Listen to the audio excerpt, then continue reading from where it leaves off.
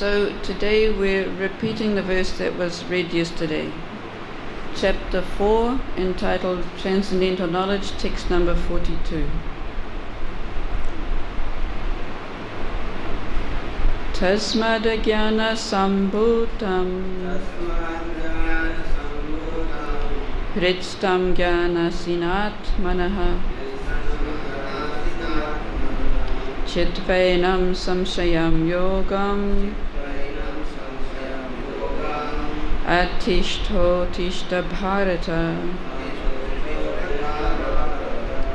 tasmad jnana sambhutam hridstam jnana sinatmanaha chitvainam samshayam yogam atishto tishta bharata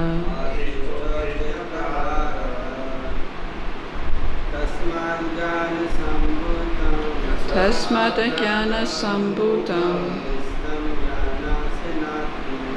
hridstam jnana sinatmanaha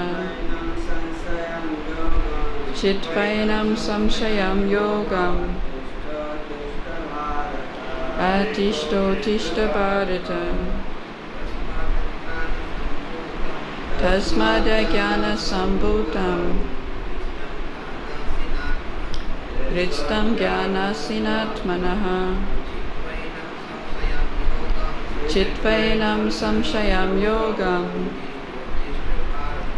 atishto tishta bharata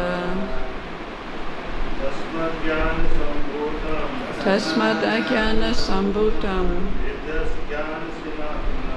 hridstam jnana sinatmanaha chitvainam samshayam yogam atishto tishta bharata.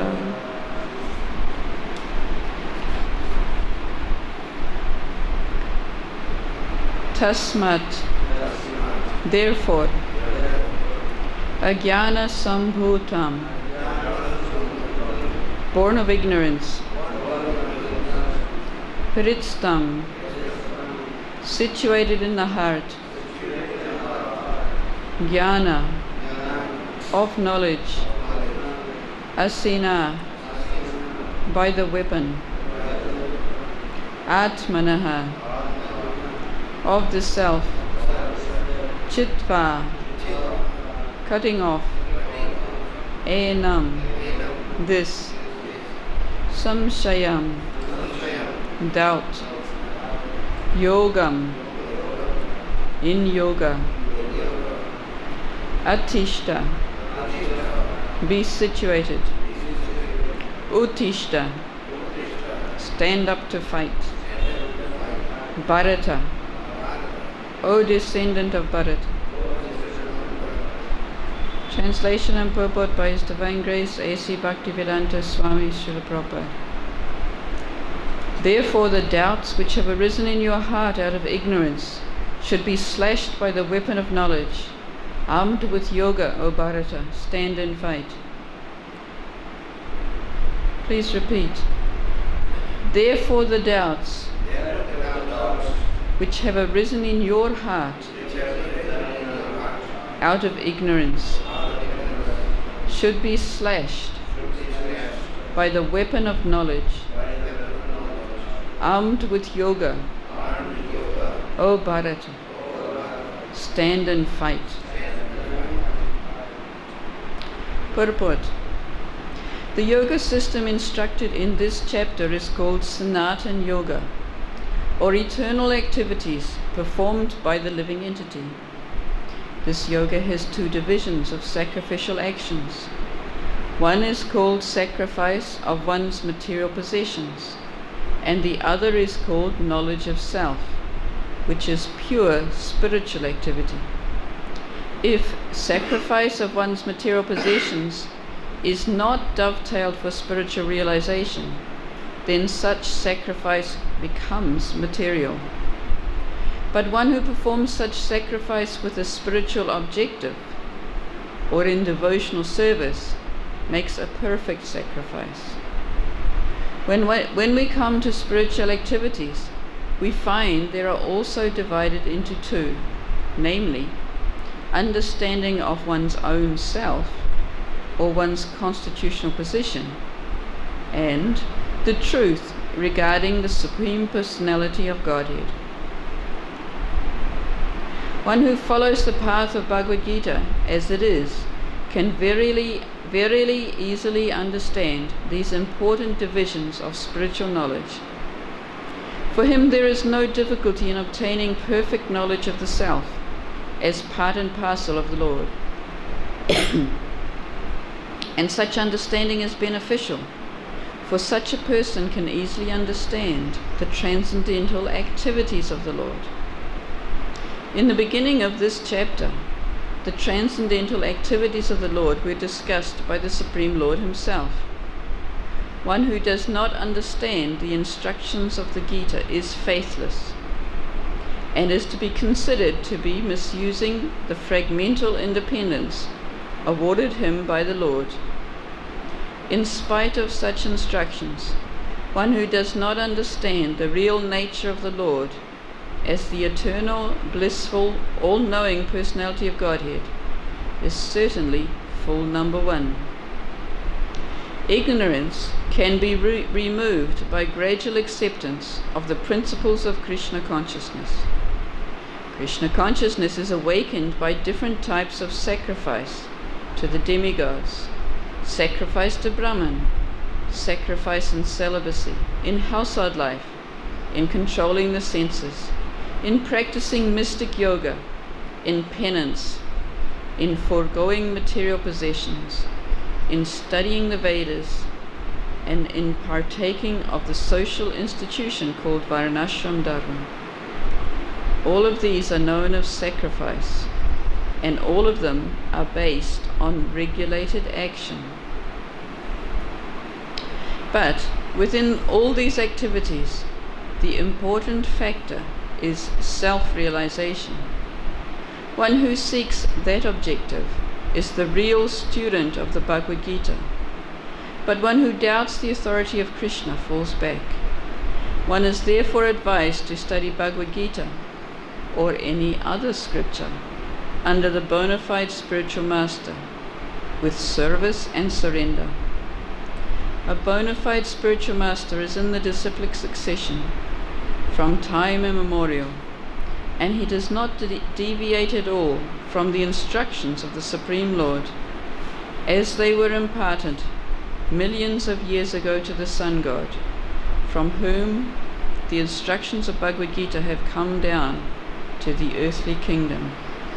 One should therefore follow the path of Bhagavad-Gita as it is expressed in the Gita itself, and beware of self-interested people after personal aggrandizement who deviate others from the actual path. The Lord is definitely the Supreme Person. His activities are transcendental. One who understands this is a liberated person from the very beginning of his study of Bhagavad-Gita. Thus end the Bhaktivedanta purports to the 4th chapter of the Srimad Bhagavad-Gita in the matter of transcendental knowledge. Om Jnana-timirandasya Gyananjana Shalakaya Chakshuranmilitam Yena Tasmai Shri Gurave Namaha Sri Chaitanya Manobhistam Stapitam Yena Bhutale Svayam Rupa Kadamayham Tadati Svapadantikam Vandayaham Sri Guruho Sri Yuta Padakamalam Sri Guruna Vaishnavamscha Sri Rupam Sagrijatam Sahagana Raghunatam Vitam Tam Sajivam Sadvaitam Savadutam Parijana Setam Krishna Chaitanya Devam Sri Radha Krishna Padan Sahagana Lalita Sri Visakhan Vitamscha.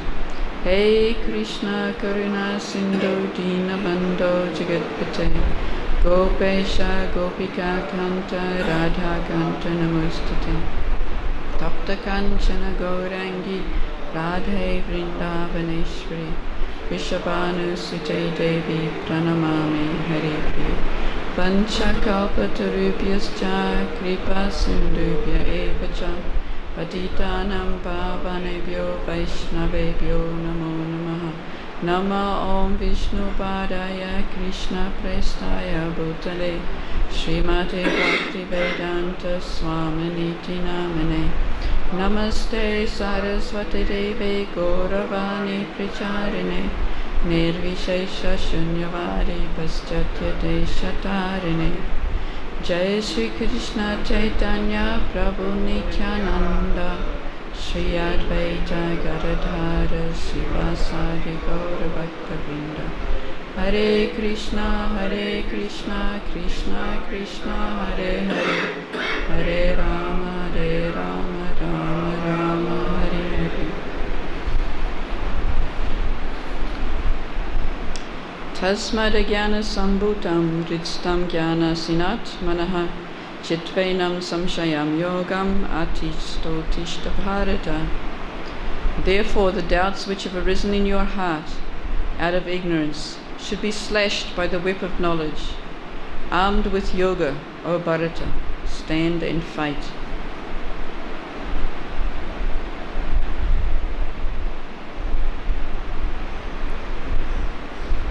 So Krishna here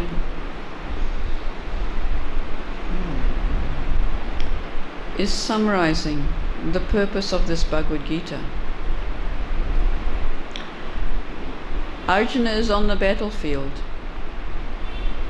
He doesn't want to fight. But he surrendered to Krishna.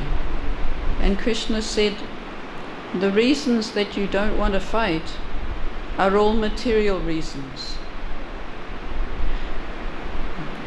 You are declining to fight out of ignorance. So now Krishna is saying, I've been explaining this knowledge to you. Armed with this knowledge, you can cut this ignorance. You can stand up and fight.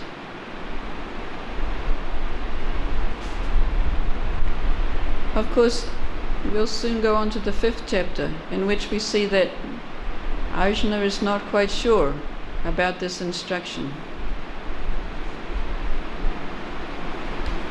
Because in various places in the 4th chapter, Krishna has explained this process of sacrifice. As Prabhupada explains in the purport, this process of sacrifice is regulated activities. But at the end of that, in text number, I think 32 or 33, 32.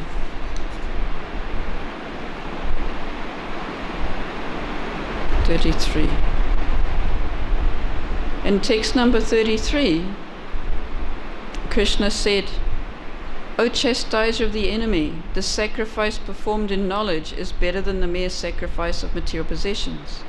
After all, O son of Pritha, all sacrifices of work culminate in transcendental knowledge. So this verse and a couple of other verses that Krishna had said makes Arjuna temporarily bewildered. In one point, Krishna is saying that this activity, this is prescribed duty, this is sacrifice. But then he says that the culmination of this work in prescribed duties, in regulated activities, is to come to the point of transcendental knowledge. So Arjuna thinks that then this transcendental knowledge means I won't have to fight. So he has to begin the next chapter by asking a question. But Srila Prabhupada in his purport, as described by the commentators, Srila Prabhupada has actually summarized the whole 4th chapter. And if we look at it slowly, we can see how all these points have been covered. But as Srila Prabhupada reminded us when he gave the class, that when Arjuna asks his question, he is acting perfectly as a disciple. Because the spiritual master gives many instructions. And sometimes we may not understand which of these instructions is the most important. So in the beginning of the 5th chapter, Arjuna asks this question. I've heard so many things from you. Can you tell me which is actually the thing that I should be concentrating most on, which is the most important.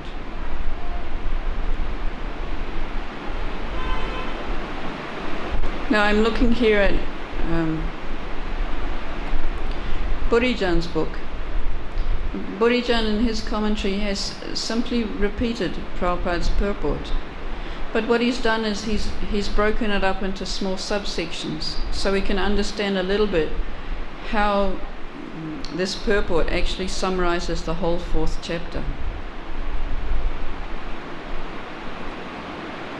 So he begins by saying how this, Srila Prabhupada begins his purport by saying how in this 4th chapter we're learning a yoga called Sanatan Yoga, eternal yoga. Now, we might think that we've learned about temporary activities, and we have. When Krishna described sacrifice, he described different activities that we may choose to take up, and depending on the body that we're in.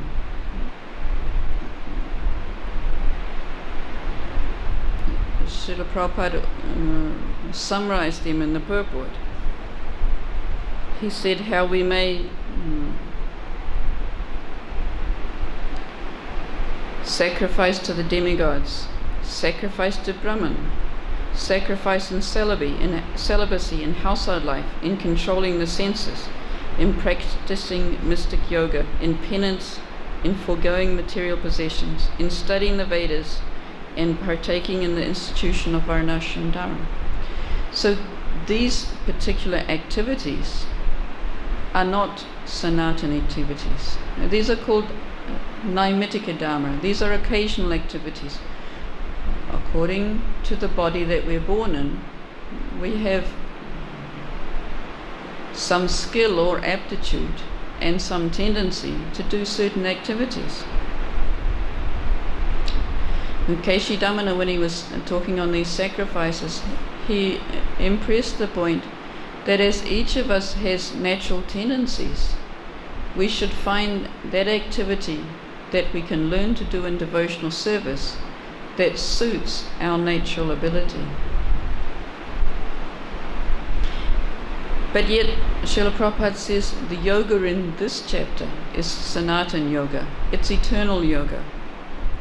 Because what it's actually teaching is how any of these activities can be dovetailed and can become spiritual or transcendental, and can take us to the point of transcendental knowledge, which will lead us to go back home, back to Godhead.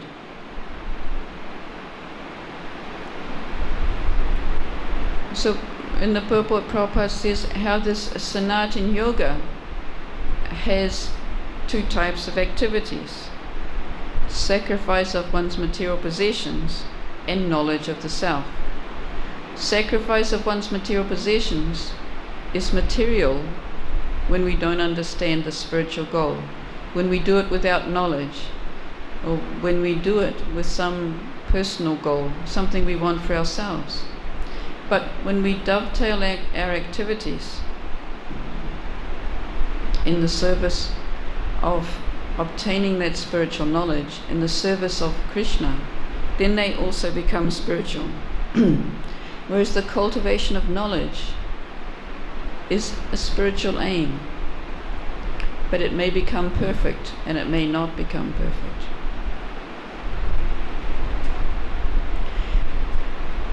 In the second part, in the next part of this purport, Prabhupada explains that in spiritual activities there are also 2 parts. One is understanding one's own self and constitutional position, and the other is understanding the transcendental Supreme Personality of Godhead. So Prabhupada in his class on this verse, he gave a very nice couple of analogies so that we can understand the limitations of simply cultivating knowledge of the self as different from the material body. He said that the impersonalists, they want to find out what they're not. they look at everything material and they say, not this, not this. So Prabhupada explains that this is like seeing that our senses are diseased. So we say, we don't want these senses. He's saying it's like if you are diseased and you go to a doctor and the doctor says, I know exactly how to cure all these problems that you're having. And he says, I will cut your throat. It will solve all your miseries. No more miseries. So Prabhupada said this is like the impersonalist. Simply by negating the diseased, the attachment to the material, we're not going to find a spiritual solution. He's saying it's like if our tongue is diseased, and instead of treating the disease, we cut out the tongue. And this is what the impersonalists are doing. They're trying to simply stop the senses, because they can see that the senses are entangling them in material life, so they want to stop it. But it's like cutting off the head to get rid of a disease, or cutting out the tongue, because the tongue is diseased.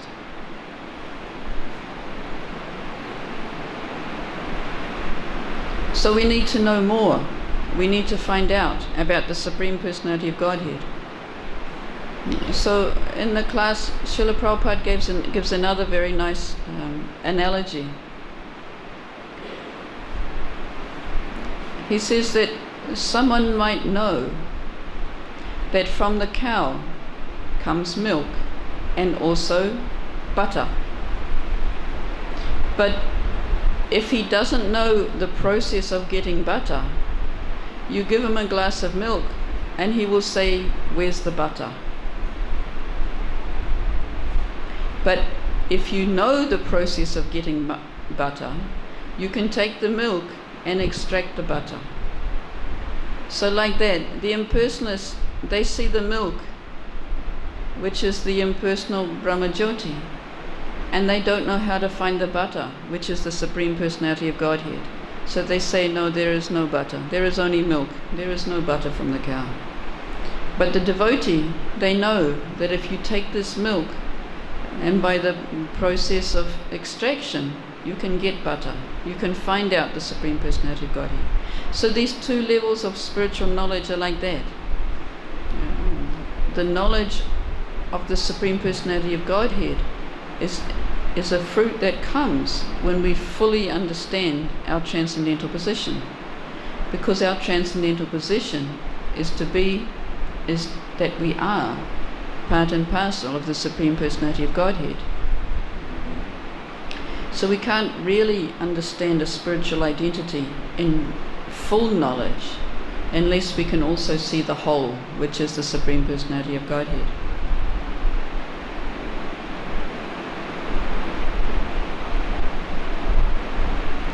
So next in this purport, Srila Prabhupada talks about the beginning of the chapter. He says, in the beginning of this chapter, transcendental activities of the Lord were discussed by the Supreme Lord himself. One who does not understand the instructions of the Gita is faithless and is to be considered using fragmental independence awarded him by the Lord. In spite of such instructions, one who does not understand the real nature of the Lord as the eternal, blissful, all-knowing Personality of Godhead is fool number one. So earlier in the 4th chapter,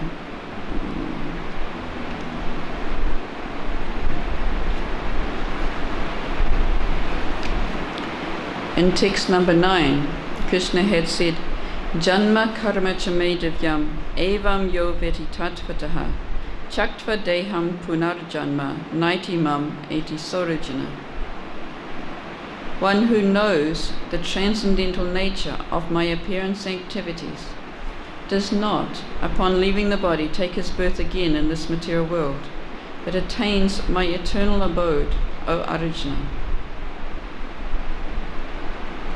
So Lord Krishna explained the fact that his activities are transcendental. Prior to that, he had also explained. He said, I spoke this supreme science to the sun god. who spoke it to Vivasvan, who spoke it to Manu. And Arjuna says, but how can that be? How can it be that you spoke to the sun god? You and I are of the same age, and the sun god was many, many millions of years before us. And that's when Krishna starts to say, you and I are not the same. I can remember all of these lifetimes. You and I have both had many lifetimes, but I can remember all of them, and you cannot. So Krishna is saying, at this point he is implying that that his nature is purely transcendental, that he doesn't have the same nature as we do. So he goes on to explain the purpose why he keeps coming again and again, to deliver the pious and annihilate the miscreants. Paritranaya sadhunam vinashaya chatuskritam dharma samstapanartaya sambhavama yuga yuga. To deliver the pious and annihilate the miscreants, as well as to re-establish the principles of religion, I myself appear millennium after millennium. So Krishna is explaining the personal reason why he comes. So this is why Srila Prabhupada is saying at the end of this sentence, one who does not understand the real nature of the Lord as eternal, blissful, all-knowing personality of Godhead is fool number one. So Krishna is explaining his nature as being transcendental. But we can also gain from his explanation his compassionate nature and the reason why he comes. The Acharyas say to deliver the pious means also to give them transcendental nectar, to give them transcendental knowledge of his activities. So it's not simply an impersonal God. If you do something right, I will reward you. He's actually reciprocating with his devotees, especially in love, and even with all others. Later on he says, Ye yata mam prapadyante tams tateva bhajamyaham mama vartmanu vartante manusya partasarvashaha. As all surrender unto me, I reward them accordingly. Everyone follows my path in all respect. So Krishna reciprocates with everybody according to their level of worship. But understanding Krishna's transcendental nature, understanding how he's the all-blissful, eternal, all-knowing personality of Godhead, is what will bring us the fruit of this transcendental knowledge. Knowing not just our spiritual nature, but knowing also the blissful nature, the compassionate nature of Krishna as the Supreme Personality of Godhead. Srila Prabhupada, in another class on this selection of verses, he says, here is proof that Krishna is the Supreme Personality of Godhead. He says, Bhagavad-Gita is that proof.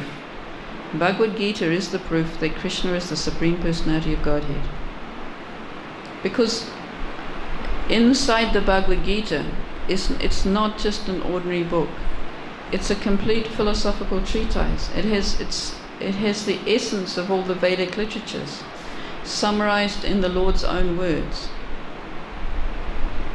Like Maharaj was saying in the class yesterday, he was quoting Prabhupada as saying, if somebody wants to do their own speculation, then they should take some other book and not the Bhagavad-Gita. Bhagavad-Gita is the song of God. They should leave that alone because it is God's instructions. It is God's words. Prabhupada in his introduction to the Bhagavad-Gita also says that if we at all want to study the Bhagavad-Gita and get anything from it, we have to take it as it is. He gives the example that if we go to a doctor, it is quite pointless to go to a doctor unless we are going to follow the instructions. If we go to a doctor, we expect to be given some instructions, some medicine, some instructions on how to take it. And if we then decide, no, I'll throw that away. He gave me a pink pill and a blue pill, but I like blue, I'm not going to take the pink one. then what's the point in going to the doctor? So if we're going to take this Bhagavad-Gita, Prabhupada reiterates how this Bhagavad-Gita is known all around the world by many classes of people as being a great book of knowledge. But he says, if we're going to take this great book of knowledge, we should take it as it's given by Krishna, who spoke it. Krishna says he is the Supreme Personality of Godhead. He demonstrates it in front of Arjuna. Arjuna repeats, you are the Supreme Personality of Godhead. Not only I think that, but all the previous acharyas, all the previous great people, all the previous sages, Narada, Vyasa, so many others he quotes, they all say, you are the Supreme Personality of Godhead. Lord Brahma in the Brahma Samhita says, Ishvara Parama Krishna Sachidananda Vigraha. The Supreme Lord, the Supreme Ishvara, Ishvara Parama is Krishna. So all this will bring us to understand that Krishna is the Supreme Personality of Godhead. So Prabhupada says here twice, he says, one who does not understand the instructions of the Gita is faithless and misusing fragmental independence. And if he does not understand the eternal, blissful, all-knowing Personality of Godhead, he is full number one. But then Srila Prabhupada goes on to explain. A person who is full number one, who is in ignorance, Srila Prabhupada in the purport then goes on to explain how this ignorance can be removed. Ignorance can be removed by gradual acceptance of the principles of Krishna consciousness. And then how to get these principles. Krishna consciousness is awakened by different types of sacrifice. To the demigods, to Brahman, sacrifice to celibacy, in household life. So these sacrifices are aimed to give us activities, engagement for our senses, so we can come to Krishna consciousness.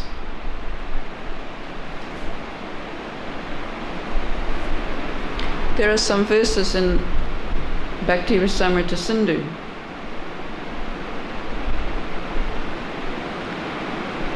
that tell us about this process.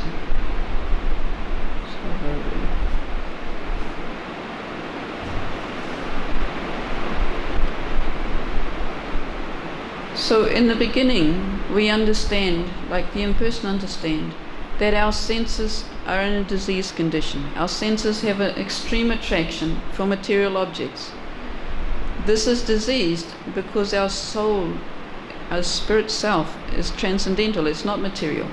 So actually, we cannot contact the objects of the senses. So this is a disease condition. To imagine we can enjoy something that is of a completely different nature to us. So in Bhakti Rasamrita Sindhu, Rupa Goswami says, Ata Sri Krishna Namani Nabhavet Grayam Indriyahi Savonmukhehi Jivado Svayam Eva Spuracharaha. So the translation, because Krishna's name, form, qualities, pastimes are on the absolute platform, material senses cannot appreciate them. When a conditioned soul is awakened to Krishna consciousness and renders service by using his tongue to chant the Lord's holy names and taste the remnants of the Lord's food, the tongue is gradually purified and gradually one comes to understand who Krishna really is. So this is the engagement of our material senses in these activities as described by Krishna as sacrifice. Sacrifice means regulated activities. So the process of devotional service is to regulate our activities, to engage our activities not for our own personal benefits, partly for our purification and partly to come back to our constitutional position. So once we render service by using the tongue to chant the Lord's holy name and taste the remnants of the Lord's food, the tongue is purified and one gradually comes to understand who Krishna really is. This is quoted originally from Padma Puran. And the other one that talks about the purification of the senses is a definition of devotional service. Sarvopari vinirbhuktam tat paratvena nirmalam rishikena rishikesha sevanam bhaktir uchyate. So bhakti, or devotional service, means engaging all our senses in the service of the Lord, the Supreme Personality of Godhead, the Master of the senses. Rishikena rishikesha, engaging our senses in the service of the Master of the senses. When the spirit soul renders service unto the Supreme, there are two side effects. One is freed from all material designations, and simply by being employed in the service of the Lord, one's senses are purified. So that's this process of sacrifice, of regulated activities. We engage our service in the Master of the senses, in Rishikena Rishikesha. So Krishna will come back to this point again in the 5th chapter. Arjuna asks wants to know, which should I do? Should I cultivate knowledge, or should I act in Krishna consciousness? Krishna replies, actually the goal of both is exactly the same, but of the two, working in Krishna consciousness is better, because we're engaging our senses in the service of Krishna, and that purifies our senses. If we artificially try to stop our senses, it's like cutting out the tongue. It will simply lead to frustration, because we need not to stop the senses, but we need to find the proper engagement for the senses. Okay. So Srila Prabhupada continues, within all these activities, the important factor of self-realization. One who seeks that object is a real student of Bhagavad-Gita, but one who doubts the authority of Krishna falls back.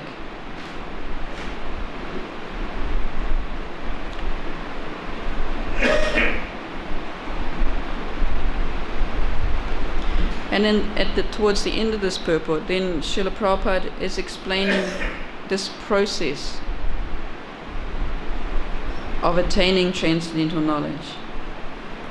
One is therefore advised to study Bhagavad-Gita or any other scripture under a bona fide spiritual master, with service and surrender. A bona fide spiritual master is in the disciplic succession from time eternal, and does not deviate at all from the instructions of the Supreme Lord as they were imparted millions of years ago to the Sun God, from whom the instructions of Bhagavad-Gita have come down to this earthly kingdom. So in the beginning of this chapter, Lord Krishna had explained this process of disciplic succession. Sri Bhagavan Uvacha, Imam Vishvasate Yogam Proktavan Aham Avyayam Vivasvam Manave Praha Manur Ikshvakave Bravit. The Supreme Personality Godhead Lord Sri Krishna said, I instructed this impersonal science of yoga to the sun god Vivasvan, and Vivasvan instructed it to Manu, the father of mankind, and Manu in turn instructed to Ikshvaku. Text number 2. Evam parampara prabdam imam rajasayo viduhu sakalena mahata yogo nashta parantapa.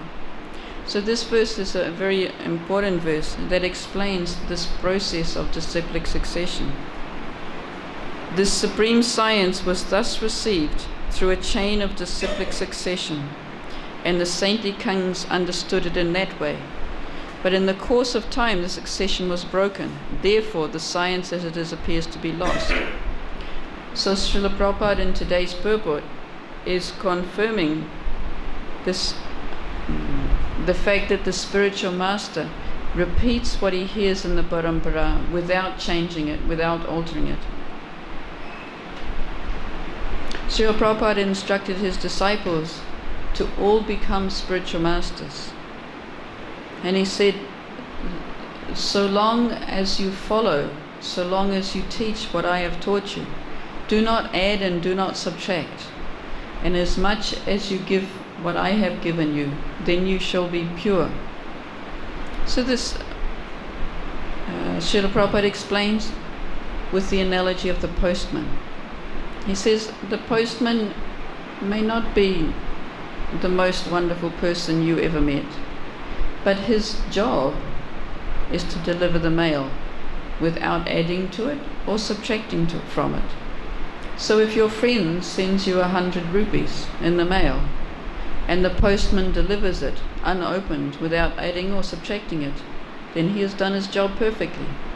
In other ways he may not be perfect, but he is delivering the mail to you perfectly. So in the same way, the spiritual master, we don't have to find fault with the spiritual master. We have qualifications given in the Shastra, how we can judge a bona fide spiritual master. One of those most important ones is that he acts in the disciplic succession. He teaches the line of disciplic succession. He doesn't add or subtract. Prabhupada would say, Krishna says surrender unto me, and I say surrender to Krishna. Therefore we are both saying the same. So this is a symptom of a bona fide spiritual master. He doesn't try to make himself look better than his spiritual master. He simply tries to be the humble servant of his spiritual master. So then, of course, the process of approaching the spiritual master was given in 434. Tatvidi pranipatena pariprashnena sevaya upadekshanti te jnanam jnaninas tattvadarshina. That we approach the spiritual master in submission, inquiry and service. Srila Prabhupada speaks about this a number of times, how these three things have to go together. If we want spiritual knowledge, we must submit to the spiritual master. We must find that spiritual master whom we can surrender to. So when we look for a spiritual master, we have his qualifications, that he is following the parampara, that he has given the knowledge exactly as he heard it. But we must also choose the spiritual master to whom we can surrender. So that relationship is there. In the Shastra, it is recommended that one cultivates a relationship with the spiritual master before one takes initiation. It's recommended that for 1 year the spiritual master can assess the prospective disciple, and this prospective disciple can assess the spiritual master, and they can come to the point. The disciple has to come to the point where he can surrender to that spiritual master, where he has the faith to ask those questions, to clear those doubts, and where he can render humble service to the spiritual master and thereby please the spiritual master. Srila Prabhupada marks on many occasions how the key to spiritual advancement is to please the spiritual master. Yasya prasada Bhagavat prasado, yasya prasada nagati kutopi. By the mercy of the spiritual master we can make advancement in Krishna consciousness, but without his mercy we will make no advancement. So thus all these types of sacrifices, which are regulated activities, are meant to be conducted under the guidance of the spiritual master, who will help us attain this transcendental knowledge. And Srila Prabhupada says, then we will be perfect students of the Bhagavad-Gita. Okay.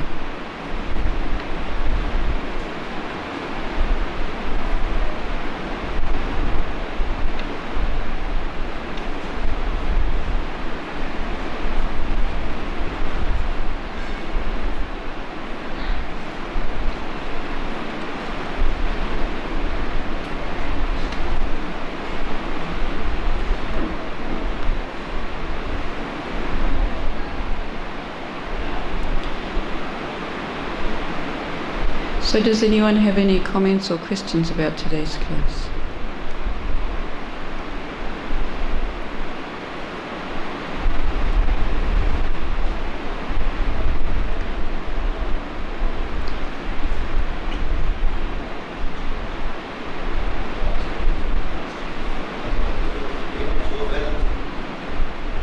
Hare Krishna. Thank you, Prabhu. Every line of the purport. Yeah. So, one thing in the earlier part of the 4th chapter, Prabhupada didn't specifically address in this purport, but is understanding what is action, what is inaction, and what is forbidden action. But this is important in understanding where one's activities are material and where they're spiritual. So in that way we can see that this whole of the chapter is actually aimed at this transcendental knowledge. Because transcendental knowledge is to understand my constitutional position. And when I act in my constitutional position, I'm no longer bound by material activities because I'm acting only for Krishna's pleasure. So in that way we can just understand that this 4th chapter, transcendental knowledge, Srila Prabhupada calls Sanatana Yoga. It means that you can understand the philosophy. The meditation of self becomes that is the implementation of the philosophy on self, that becomes very tough. Of course. But we have to try, because otherwise Srila Prabhupada has just said he might call us fool number 1 if we if we don't try very hard to actually realize this knowledge. Then Prabhupada doesn't call us very kind words. We have to actually apply this knowledge in our lives. We have to become more than just dressed as devotees. We actually have to become such a transcendently realized person that we're not overly affected by what happens around us, understanding Krishna's part in it, understanding his position. Sometimes so many things can happen all in a row and we wonder what we're doing wrong. But it may be just Krishna wanting it to purify us.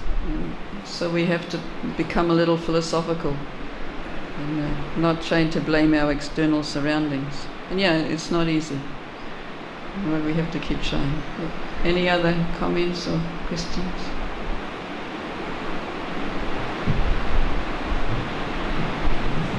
In Guru Parampara you are told that we should associate with Guru for 1 year.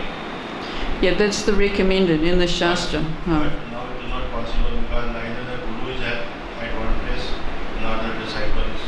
Yeah, so there's in ISKCON there some adjustment is to be made. But still we are trying very hard to follow this process. You should.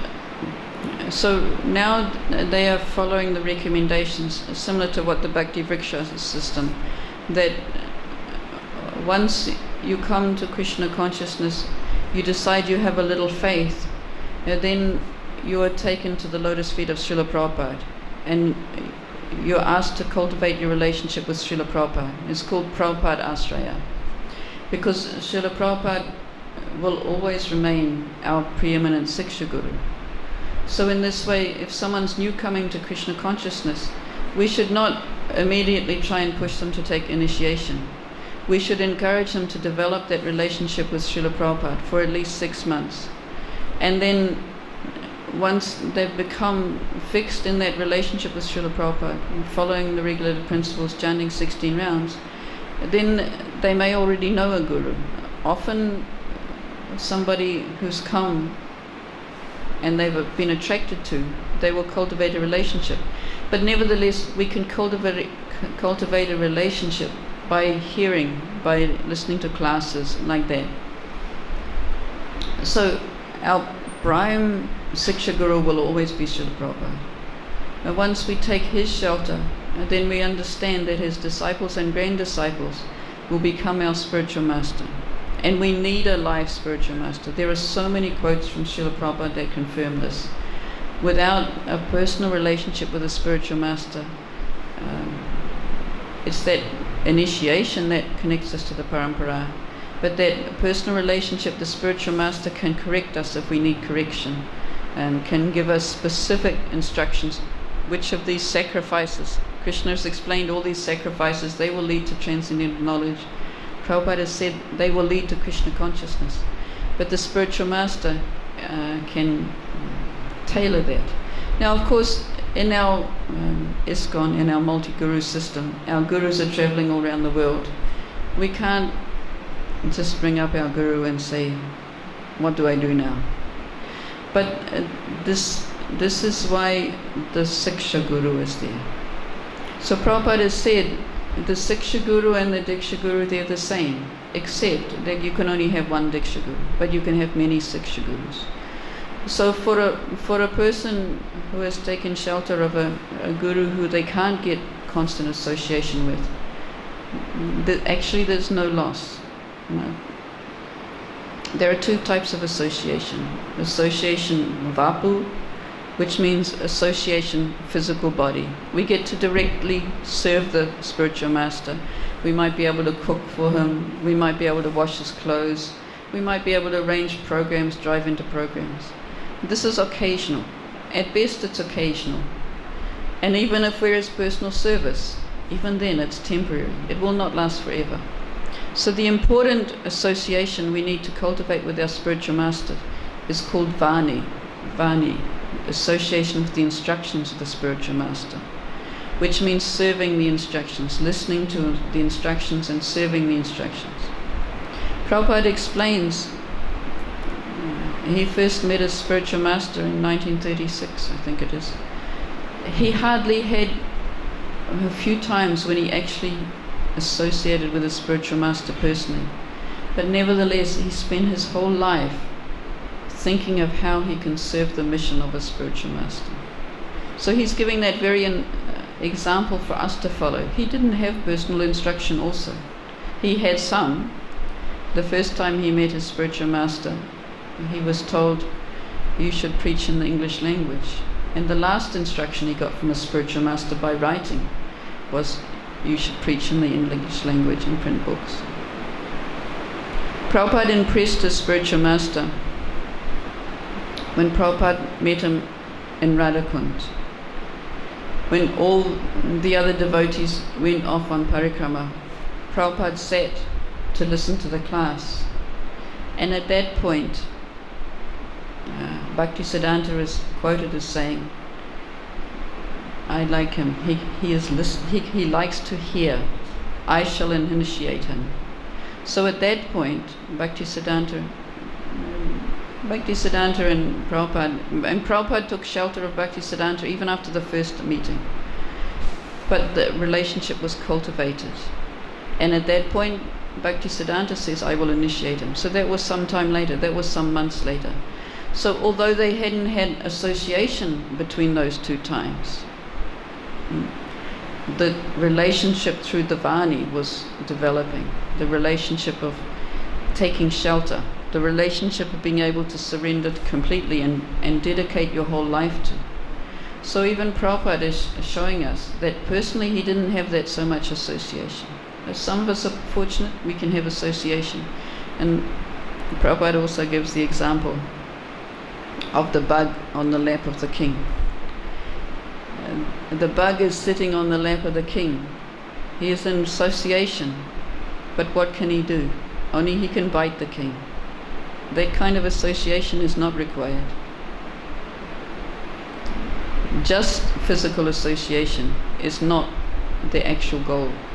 We have to associate by this surrender, service and inquiry. And inquiry doesn't mean absurd inquiries. At some time, Prabhupada got a little frustrated with his disciples. I think when he was teaching Nectar of Devotion, they kept coming into him, Prabhupada, what's this? Prabhupada, what's this? And Prabhupada said, read the book, study it, and you will find out. So it's not that we should expect the spiritual master to answer every single small question. He expects us to cultivate intelligence, and he expects us also to take shelter of Srila Prabhupada.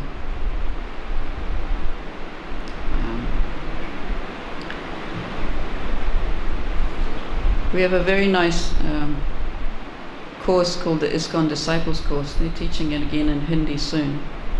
It's recommended for all devotees, but it's very nice because it tries to give us that balance between maintaining our relationship forever with Prabhupada as our preeminent Siksha Guru, and at the same time serving our spiritual master. Understanding that serving the mission of Srila Prabhupada and serving the mission of our spiritual master is one and the same thing. So it's a very nice course. It's coming up in Hindi next week. So if any of you... It's not a very nice course, and I just done it. Good. Yeah, so it's coming up in Hindi next week, so if anyone wants to enroll, see if you can. So I like it very much. It teaches a lot about understanding Prabhupada and helping us to deepen our relationship with Prabhupada. Yes, Prabhupada. I think I have a question. Like some of the gurus in ISKCON nowadays, they take some time in giving instruction, the actual instruction. Sometimes they are taking 2, 3 years, 4 years, 5 years, 6, 7 years also. Some of the gurus. Yes. From Shastric and Vedic point of view, we start with Shraddha, Sadhana, then third says is Bhajan Kriya. So until unless you have actual, this Diksha Guru.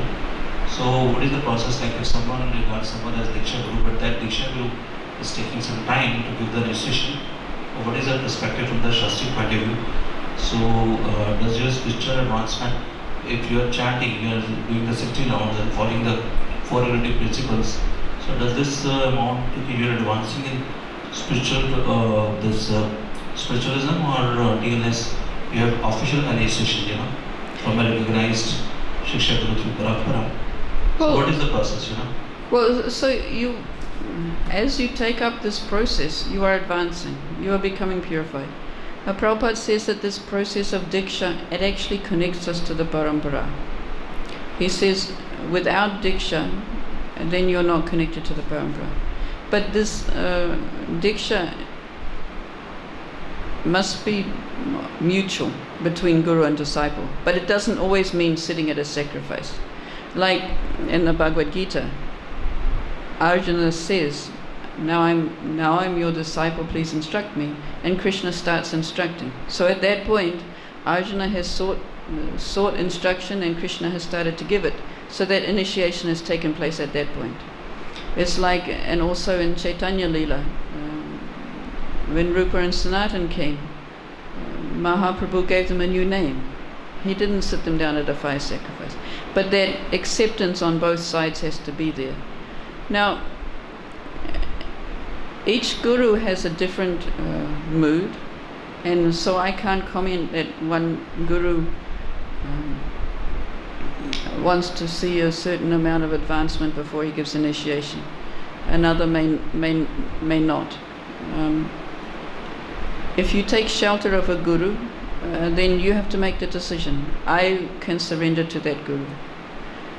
You can, if you decide you've made the wrong decision, maybe because he's not initiating or whatever, you can change your mind, but you should seek his permission. You should at least inform him. But you are allowed, if you think, no, there is another guru whom I should surrender to, I made a mistake taking shelter so early, then you can change your mind before initiation. Once you're initiated, then you are initiated. You can still take Siksha from another guru, but you can't take another Diksha and without a good reason. But before you actually take the Diksha, you have to make the decision. One guru may make you wait a long time, and another guru may not. But you have to decide which guru is right for you. As long as they're all bona fide gurus accepted within ISKCON, it's no guarantee though that they are the right guru for you. And it's no guarantee that they're not going to fall down. It is your responsibility to choose your guru, who is right for you, and make that choice. If you find that you've made the wrong choice before initiation, you can change it. Following proper etiquette. Notifying them that you've made a mistake, you want to change your mind, requesting shelter from another guru, like that. This is what the IDC goes. Yes. Earlier, of course, Yeah, this is all given in ISKCON law, that you can, because before this IDC course came out, there was some confusion. Some gurus even didn't understand that yes, you can. They thought it was an offense if you change your mind, but no, it's not. But Madhani, what I feel is that once we never did the IDC course only for the initiation. Huh. We never knew what is being taught now. Not even now, getting the initiation we didn't know. But what I feel, I don't know. It may not be there. People are going to take initiation, it will be very tough decision about getting places on and take initiation. Yeah. But It's very good for us. yeah, it's very good. But it's But the newcomers, I don't know. yeah. But when I first took initiation, I knew nothing. I knew absolutely nothing. And I would have been a bit put off if someone says, no, you have to wait so much time. And I had to wait anyway, because I wasn't chanting 16 rounds when I wanted to take shelter of Guru. So I had to wait. But yes, but this is, we all actually have a part to play also. Because it's partly about the individual disciple cultivating determination in spiritual practice. But also as a community, we have to encourage these people as well and help them. Because we want to spread Krishna consciousness to as many people as we can, and we also want them to be firm, fixed up devotees who are fixed in devotional service, who are not just going to sit around and come to the temple once a week and come to Mangalarati. We want them to understand this relationship with Guru and understand this relationship with Prabhupada, and to take up this mood of service to the spiritual master, not expect, oh, my Guru will come and I can feed him and that's very nice. Thank you, Guru Maharaj. Jai Guru Maharaj. Hama Guru, Jagat Guru. And we're offending everybody. So we want everybody to be educated like this. And yeah, for those who are not yet initiated, they may be a little scared. We need to encourage them. They may not be, that's what I would. Ah, They may not be. yeah. This is what I felt. There also I said this. Ah, This is a very nice course. To come in, they'll be great. yeah. That's something, whether we I know. follow it or not. But Follow it. it's Follow the process. it's not aimed to stop people. It's simply aimed to educate people, educate the devotees, and it's very nice. So, if anybody who hasn't done it, if you can manage to find the time, please do it.